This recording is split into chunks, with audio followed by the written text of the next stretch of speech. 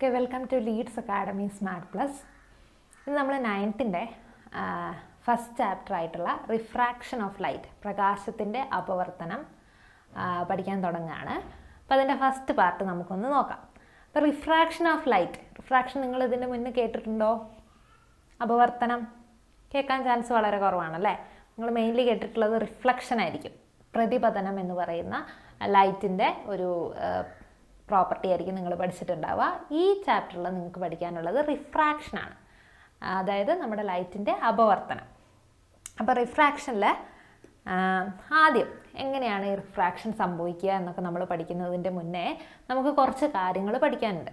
അതായത് ലൈറ്റ് ഒരു വസ്തുവിലൂടെ, ലൈറ്റ് ഏതിലും കൂടെ കടന്നു പോകുന്ന ആ ഒരു വസ്തുവിനെയാണ് നമ്മൾ മീഡിയം എന്ന് പറയുക. ലൈറ്റ് എന്തിലൂടെ കടന്നു പോകുന്നോ അതിനെയാണ് നമ്മൾ എന്ത് പറയുക? മീഡിയം അല്ലെങ്കിൽ മാധ്യമം എന്ന് പറയാം.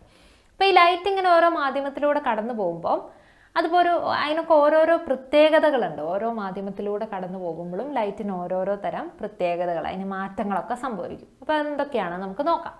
അപ്പോൾ ലൈറ്റ് ഒരൊറ്റ മാധ്യമത്തിലൂടെയാണ് പോകുന്നത് എന്ന് വിചാരിക്കുക. സപ്പോസ് ഇപ്പോൾ വായു എന്ന് പറയുന്ന ഒരൊറ്റ മാധ്യമമാണ്, ഒരു സിംഗിൾ മീഡിയമാണ്. അങ്ങനെ ഒരു സിംഗിൾ മീഡിയത്തിലൂടെ മാത്രം ലൈറ്റ് പോകുകയാണെങ്കിൽ ലൈറ്റിൻ്റെ പാത്ത്, അതിൻ്റെ സഞ്ചരിക്കുന്ന പാത എന്ന് പറയുന്നത് എങ്ങനെയായിരിക്കും? സ്ട്രെയിറ്റ് ലൈൻ ആയിരിക്കും, ഒരു നേർരേഖയായിരിക്കും. Okay, so in a single medium the path of light is a straight line. ഒരു ഒറ്റ മാധ്യമത്തിൽ മാത്രം സഞ്ചരിക്കുന്ന പ്രകാശത്തിൻ്റെ പാത എന്ന് പറയുന്നത് നേർരേഖയായിരിക്കും, ഒരു സ്ട്രെയിറ്റ് ലൈൻ ആയിരിക്കും. ആ സ്ട്രെയിറ്റ് ലൈനിലൂടെ ആയിരിക്കും ഇങ്ങനെ സ്ട്രെയിറ്റ് ആയിട്ട് ലൈറ്റ് കടന്നു പോവുള്ളൂ. ലൈറ്റിന് എന്തുണ്ടാവില്ല, അതിന് ഷേപ്പ് ചേഞ്ചോ അല്ലെങ്കിൽ അതിൻ്റെ ഡയറക്ഷൻ, ദിശയ്ക്ക് മാറ്റങ്ങളോ അങ്ങനെ ഒന്നും സംഭവിക്കില്ല. എങ്ങനെയാണോ അത് കയറുന്നത്, എങ്ങനെയാണോ ആ മീഡിയത്തിലേക്ക് കയറുന്നത്, അങ്ങനെ തന്നെയായിരിക്കും അത് കടന്നു പോകുന്നത്. ഓക്കെ, അപ്പോൾ സ്ട്രെയിറ്റ് ലൈൻ ആയിരിക്കും നമ്മുടെ ലൈറ്റിൻ്റെ പാത്ത് എന്ന് പറയുന്നത്.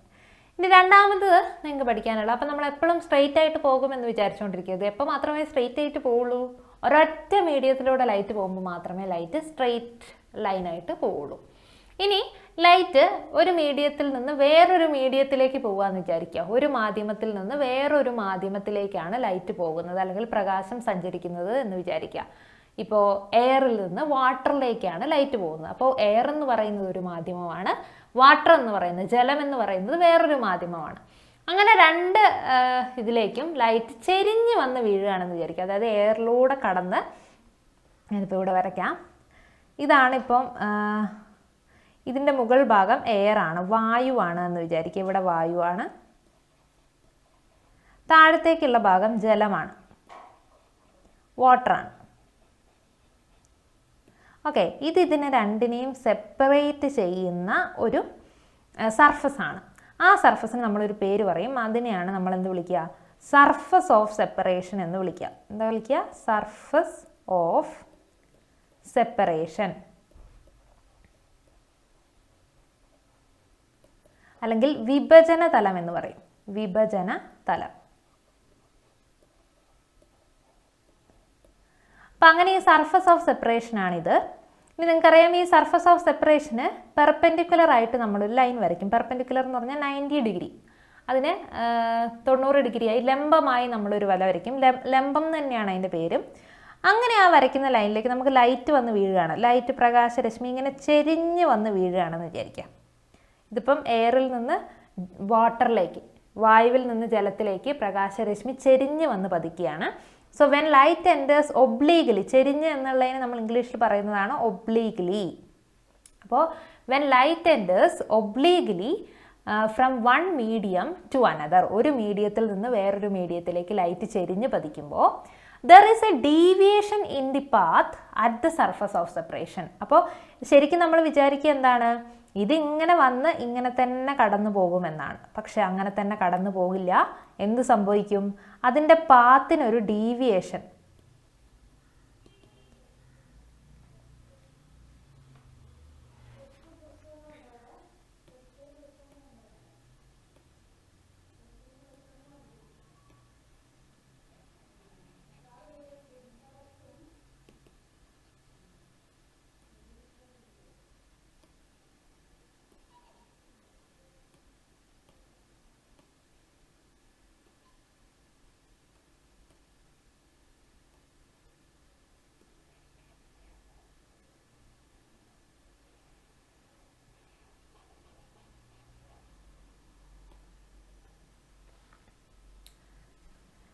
എന്ത് സംഭവിക്കും? അതിൻ്റെ പാത അങ്ങനെ പോകാതെ കുറച്ചും കൂടെ വളഞ്ഞു പോകും. ഓക്കെ, അപ്പോൾ അതിൻ്റെ നേരെ നമ്മൾ വരയ്ക്കുകയാണെങ്കിൽ ഇങ്ങനെ പോകേണ്ട ഒരു ലൈനായിരുന്നു. പക്ഷെ അതെന്ത് ചെയ്തു? അതിൻ്റെ ദിശ മാറി അത് ചെരിഞ്ഞു പോയി. അങ്ങനെ ദിശ മാറുന്നതിനെയാണ് നമ്മൾ എന്ത് പറയുക? ഡീവിയേഷൻ എന്ന് പറയുക. ഓക്കെ, ഡീവിയേഷൻ അല്ലെങ്കിൽ ദിശയ്ക്ക് മാറ്റം സംഭവിക്കും.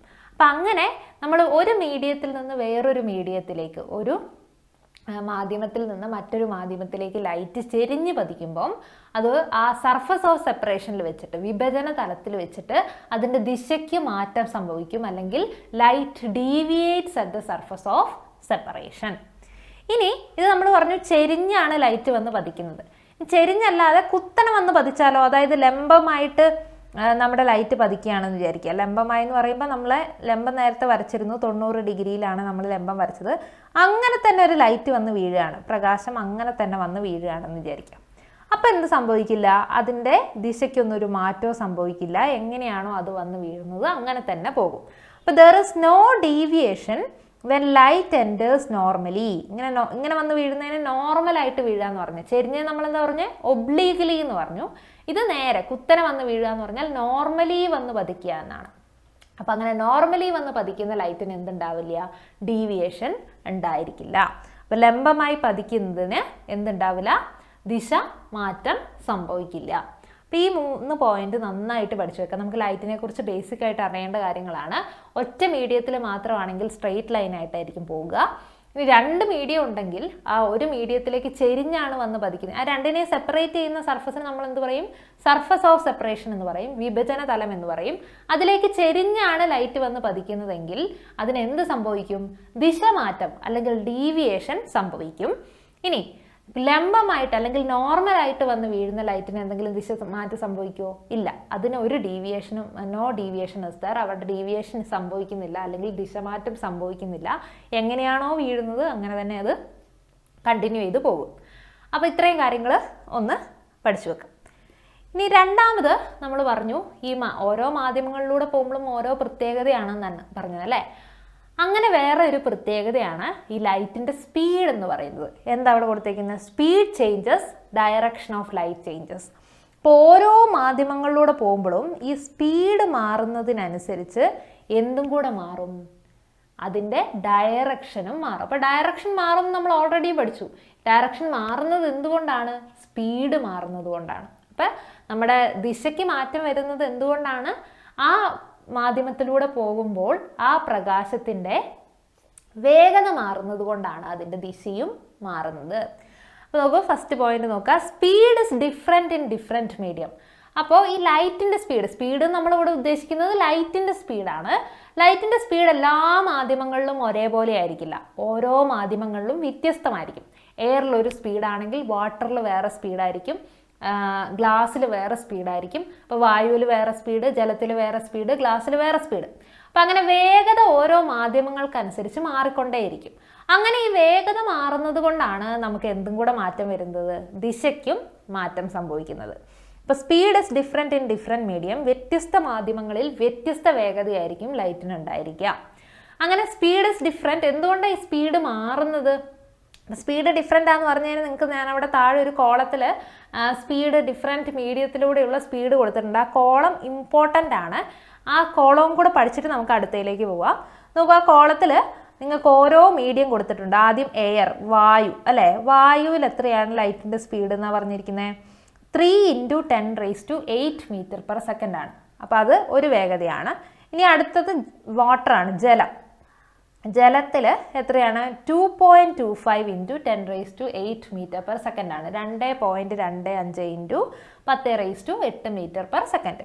ഇനി നമുക്ക് ഗ്ലാസ്സിലേക്ക് എത്തുമ്പോൾ പിന്നെയും മാറി. ഒരേ തന്നെയാണോ? അല്ല, ഗ്ലാസ്സിൽ വേറെയാണ്. ഗ്ലാസ്സിൽ എത്രയാണ്?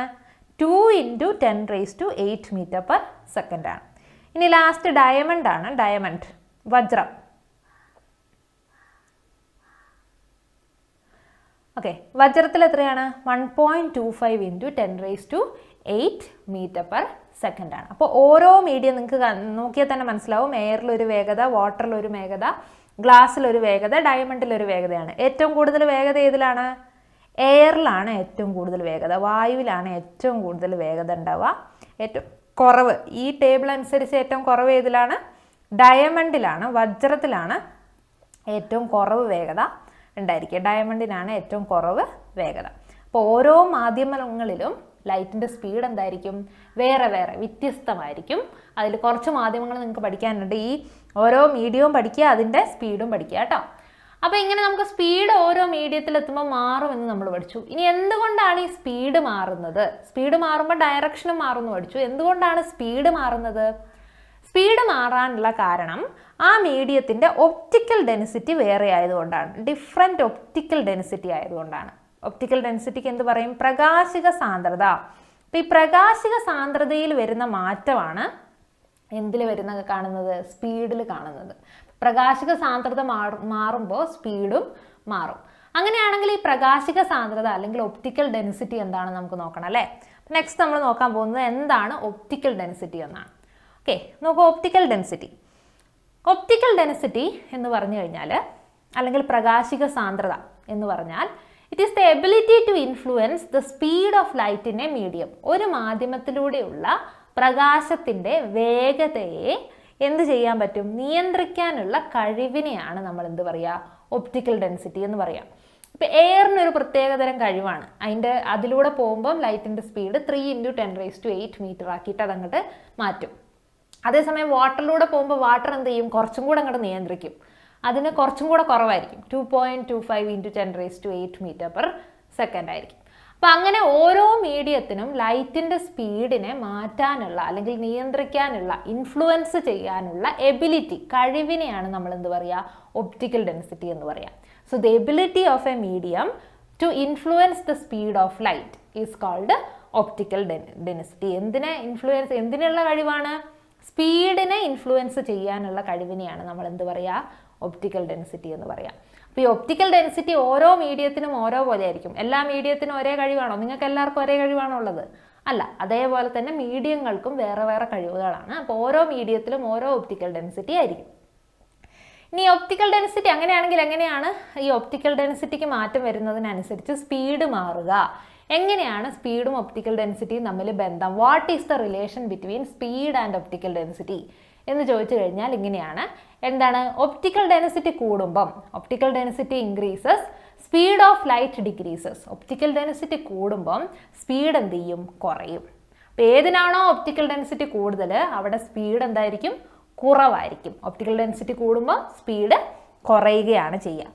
അങ്ങനെയാണെങ്കിൽ നമുക്കിപ്പോൾ ഓൾറെഡി സ്പീഡിൻ്റെ ഒരു ടേബിളൊക്കെ നിങ്ങൾ പഠിച്ചു. ഏറ്റവും കൂടുതൽ സ്പീഡ് എയറിലും കുറവ് സ്പീഡ് ഡയമണ്ടിലും ആണെന്ന് പഠിച്ചിട്ടുണ്ട്. അപ്പോൾ ആ സ്പീഡ് വെച്ചിട്ട് നമുക്ക് എന്ത് എഴുതാൻ പറ്റും? ഒപ്റ്റിക്കൽ ഡെൻസിറ്റീൻ്റെ ഓർഡർ എഴുതാൻ പറ്റും. അപ്പോൾ അതിൻ്റെ ഓർഡർ ഇങ്ങനെയാണ്. എയറാണ് ആദ്യം വരിക. എയറിനെക്കാട്ടും കൂടുതലാണ് വാട്ടറിന്, അതിനെക്കാട്ടും കൂടുതലാണ് ഗ്ലാസ്സിന്, അതിനെക്കാട്ടും കൂടുതലാണ് ഡയമണ്ടിന്. ഏറ്റവും കൂടുതൽ ഡയമണ്ടിനാണ്, ഏറ്റവും കുറവ് എയറിനാണ്. അപ്പോൾ ഏറ്റവും കുറവ് വായുവാണ് ഏറ്റവും കുറവ്. അത് കഴിഞ്ഞാൽ ജലം, അതിനെക്കാട്ടും കൂടുതലാണ് ഗ്ലാസ്സിന്, അതിനെക്കാട്ടും കൂടുതലാണ് വജ്രത്തിന്. അപ്പം ഇങ്ങനെയാണ് വരുന്നത്: വായു, ജലം, ഗ്ലാസ്, വജ്രം. ഏറ്റവും കൂടുതൽ പ്രകാശിക സാന്ദ്രത ഉള്ളത് വജ്രത്തിനാണ്, ഏറ്റവും കൂടുതൽ.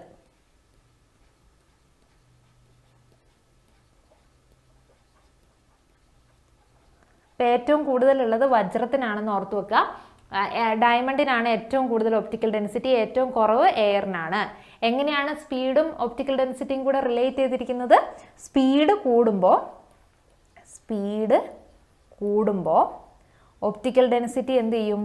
ഒപ്റ്റിക്കൽ ഡെൻസിറ്റി അല്ലെങ്കിൽ പ്രകാശിക സാന്ദ്രത എന്ന് പറയുന്ന സാധനം വേഗത കൂടുമ്പോൾ പ്രകാശിക സാന്ദ്രത കുറയും. ഓക്കെ, ഒപ്റ്റിക്കൽ ഡെൻസിറ്റി കുറയുകയാണ് ചെയ്യുക. അപ്പോൾ പ്രകാശിക സാന്ദ്രത കുറയുന്നു. സ്പീഡ് കൂടുന്നു, വേഗത കൂടുകയാണ് ചെയ്യുന്നത്. അപ്പോൾ പ്രകാശിക സാന്ദ്രത കുറയുന്നു. അത് ഓർത്ത് വെക്കുക കേട്ടോ. ഇതാണ് സ്പീഡും പ്രകാശിക സാന്ദ്രതയും തമ്മിലുള്ള ബന്ധം. വേഗത കൂടുമ്പം പ്രകാശിക സാന്ദ്രത കുറയും. അതേപോലെ ഈ മീഡിയം, ഈ ഓർഡർ ഇമ്പോർട്ടൻ്റ് ആണ്. എയർ, വാട്ടർ, ഗ്ലാസ്, ഡയമണ്ട് എന്നുള്ളത് തിരിച്ചു മറിച്ചൊക്കെ ചോദിക്കാം. ഇതിപ്പോൾ ഇൻക്രീസിങ് ഓർഡർ, കൂടുന്ന രീതിയിലാണ് ഞാൻ എഴുതി വെച്ചിരിക്കുന്നത് അല്ലേ. ഒപ്റ്റിക്കൽ ഡെൻസിറ്റി ഏറ്റവും കുറവ് എയറിലാണ്, അങ്ങനെ കൂടി കൂടി കൂടി ഡയമണ്ടിലേക്ക് വരുന്നത് പോലെയാണ് ഞാൻ എഴുതിയിരിക്കുന്നത്. തിരിച്ചും ചോദിക്കാം, കൂടുതലിൽ നിന്ന് കുറവിലേക്കും നിങ്ങൾക്ക് ഒപ്റ്റിക്കൽ ഡെൻസിറ്റി ചോദിക്കാം. അപ്പോൾ അതെന്തായാലും നിങ്ങൾ പഠിച്ചു വെക്കുക. പിന്നെ നമുക്ക് ഇത്രയും കാര്യങ്ങളാണ് പഠിക്കാനുള്ളത്. എന്തൊക്കെയാണ് ഓരോ മീഡിയത്തിൽ, ഓരോ ലൈറ്റ് പോകുന്ന ഇതിനെ നമ്മൾ മീഡിയം എന്ന് പറഞ്ഞു. അങ്ങനെയുള്ള ഓരോ മീഡിയത്തിലൂടെ പോകുമ്പോൾ ലൈറ്റിന് എന്തൊക്കെ മാറ്റം വരും എന്ന് പറഞ്ഞു. ആദ്യം നമ്മൾ ദിശ മാറുമെന്ന് പഠിച്ചു. പിന്നെ നമ്മൾ പഠിച്ചു ഈ ദിശ മാറുന്നത് സ്പീഡ് മാറുന്നത് കൊണ്ടാണ്. അപ്പോൾ ഓരോ മാധ്യമത്തിനും ഓരോ സ്പീഡായിരിക്കും ലൈറ്റ് ഓരോ സ്പീഡിലാണ് ഓരോ മാധ്യമത്തിലൂടെയും പോകുന്നതെന്ന് മനസ്സിലാക്കി. പിന്നെ നമ്മൾ എന്ത് പഠിച്ചു, ഈ സ്പീഡ് എന്തുകൊണ്ടാണ് മാറുന്നത്? സ്പീഡ് മാറുന്നത് ഒപ്റ്റിക്കൽ ഡെൻസിറ്റിയിൽ വരുന്ന മാറ്റം കൊണ്ടാണ്. അത് എന്താണ് ഒപ്റ്റിക്കൽ ഡെൻസിറ്റി എന്ന് നമ്മൾ പഠിച്ചു. അപ്പോൾ ഒപ്റ്റിക്കൽ ഡെൻസിറ്റി കൂടുമ്പം സ്പീഡ് എന്ത് ചെയ്യും? കുറയും എന്ന് നമ്മൾ പഠിച്ചു. ഇനി ഒരു കാര്യം കൂടെ നമുക്കിതിൽ ഇൻക്ലൂഡ് ചെയ്യാനുള്ളത്, ഈ ഒപ്റ്റിക്കൽ ഡെൻസിറ്റി കൂടിയ മീഡിയം എന്ന് പറഞ്ഞാൽ, നിങ്ങൾക്ക് ഒപ്റ്റിക്കൽ ഡെൻസിറ്റി കൂടിയ മീഡിയത്തിന്, അല്ലെങ്കിൽ പ്രകാശിക സാന്ദ്രത കൂടിയ മാധ്യമം എന്ന് തന്നെയാണ് നമ്മൾ മലയാളത്തിൽ പറയുക. പ്രകാശിക സാന്ദ്രത കൂടിയ മാധ്യമം. അങ്ങനെയുള്ള മാധ്യമങ്ങളെ നമ്മൾ എന്ത് പറയും? ഒപ്റ്റിക്കലി ഡെൻസർ മീഡിയം എന്ന് പറയും. മലയാളത്തിൽ നമ്മൾ പ്രകാശിക സാന്ദ്രത കൂടിയ മാധ്യമം എന്ന് തന്നെയാണ് പറയുക. പക്ഷെ ഇംഗ്ലീഷിൽ നമ്മൾ ഒപ്റ്റിക്കലി ഡെൻസർ മീഡിയം എന്ന് പറയും. എന്ന് പറഞ്ഞാൽ എന്താണ്? ഒപ്റ്റിക്കൽ ഡെൻസിറ്റി വളരെ കൂടിയ മീഡിയങ്ങളെയാണ് നമ്മൾ ഒപ്റ്റിക്കലി ഡെൻസർ മീഡിയം എന്ന് പറയാം. ഇനി ഒപ്റ്റിക്കൽ ഡെൻസിറ്റി കുറഞ്ഞ മീഡിയങ്ങൾ അപ്പോൾ എന്ത് പറയും? പ്രകാശിക സാന്ദ്രത കുറഞ്ഞ മാധ്യമം എന്ന് മലയാളത്തിൽ പറയും. ഇംഗ്ലീഷിൽ ഒപ്റ്റിക്കലി റെയറർ മീഡിയം എന്ന് പറയും. ഒപ്റ്റിക്കലി റെയറർ മീഡിയം, പ്രകാശിക സാന്ദ്രത കുറഞ്ഞ മാധ്യമം. അപ്പോൾ ഇത് കുറഞ്ഞ മാധ്യമമാണ്, പ്രകാശിക സാന്ദ്രത കുറഞ്ഞ മാധ്യമം, റെയറർ മീഡിയം. ഇത് കൂടിയ മാധ്യമം, പ്രകാശിക സാന്ദ്രത കൂടിയ മാധ്യമവും കുറഞ്ഞ മാധ്യമവും. അങ്ങനെ രണ്ട് പേരും കൂടെ നിങ്ങളൊന്ന് ഓർത്ത് വെക്കുക. ഒപ്റ്റിക്കൽ ഡെൻസിറ്റി കൂടിയ മീഡിയത്തിനാണെങ്കിൽ നമ്മൾ ഒപ്റ്റിക്കലി ഡെൻസർ മീഡിയം എന്ന് പറയും. ഒപ്റ്റിക്കൽ ഡെൻസിറ്റി കുറഞ്ഞ മീഡിയത്തിനാണെങ്കിൽ ഒപ്റ്റിക്കലി റെയറർ മീഡിയം എന്ന് പറയും. ഓക്കെ, അപ്പോൾ ആ പേരുകളും കൂടെ നിങ്ങൾ ഈ പഠിക്കുന്നതിനോടൊപ്പം പഠിച്ചു വെക്കണം. ഇനി നമ്മൾ ഡെൻസർ മീഡിയം, റെയറർ മീഡിയം എന്ന് കുറേ കേൾക്കും. അപ്പോൾ ഡെൻസർ മീഡിയം എന്ന് പറഞ്ഞാൽ ഒപ്റ്റിക്കൽ ഡെൻസിറ്റി കൂടിയ മീഡിയം ആണെന്നും, അതേപോലെ റെയറർ മീഡിയം എന്ന് പറഞ്ഞാൽ ഒപ്റ്റിക്കൽ ഡെൻസിറ്റി കുറഞ്ഞ മീഡിയം ആണെന്നും ഓർത്തു വെക്കുക. പ്രകാശിക സാന്ദ്രത കൂടിയ മാധ്യമവും പ്രകാശിക സാന്ദ്രത കുറഞ്ഞ മാധ്യമവും. അത്രയും കാര്യങ്ങളാണ് നിങ്ങൾക്ക് ഈ ഭാഗത്ത് പഠിക്കാനുള്ളത്. അപ്പോൾ നമുക്ക് നെക്സ്റ്റ് ക്ലാസ്സിൽ ബാക്കി കണ്ടിന്യൂ ചെയ്യാം. എന്തെങ്കിലും കമൻസ് ഒക്കെ ഉണ്ടെങ്കിൽ നിങ്ങൾ എന്തായാലും എഴുതിയിടുക കേട്ടോ. ഓക്കെ, അപ്പോൾ താങ്ക് യു.